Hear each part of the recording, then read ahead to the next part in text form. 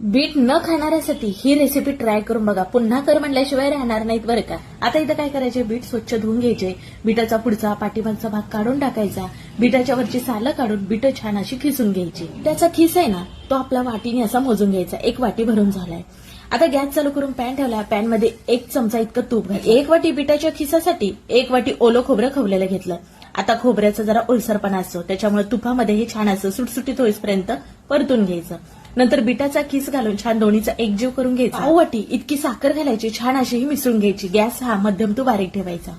पाऊण वाटी इतका बारीक चिरलेला गुळ घातला. तुम्ही साखर नाही वापरला तरी सुद्धा चालेल, पण दोन्ही वापरल्यामुळे ना चव छान येते ना. 2 ते 3 मिनिटांसाठी झाकण ठेवूयात. साखरेचं आणि गुळाचं पाणी सुटलं, त्याचा ओलसरपणा असतो तोपर्यंतच आपल्याला ना ह्याच्यामध्ये दुधाची पावडर घालून घ्यायची, म्हणजे ना ह्याच्यामध्ये गुठळ्या होत नाहीत. छान असं मिसळून घ्यायचं. बघा छान असा यांचा एक गोळा तयार झाला पाहिजे. असंच ना बीटचा हलवा म्हणून खाऊ शकता, पण आज आपण इथे बीटच्या वड्या करणार आहोत. त्यासाठी ना ताटाला तूप लावून घ्यायचं. केलेलं मिश्रण आपण ताटामध्ये घालून थापून घेणार आहोत. जर बघायला गेलं तर मुलं बीट खात नाहीत, पण बीटचे फायदे तर तुम्हाला माहितीच आहेत.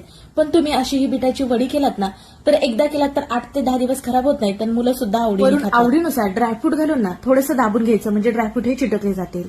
आता फ्रीजमध्ये ना 1 तासाभरासाठी सेट होण्यासाठी ठेवलं होतं. नंतर हव्यात त्या आकारामध्ये वड्या पाडू शकता. बघा अतिशय पौष्टिक अशा आपल्या ह्या बीटाच्या वड्या तयार झालेल्या आहेत. खूप छान चविष्ट लागतात. एकदा नक्की ट्राय करून बघा.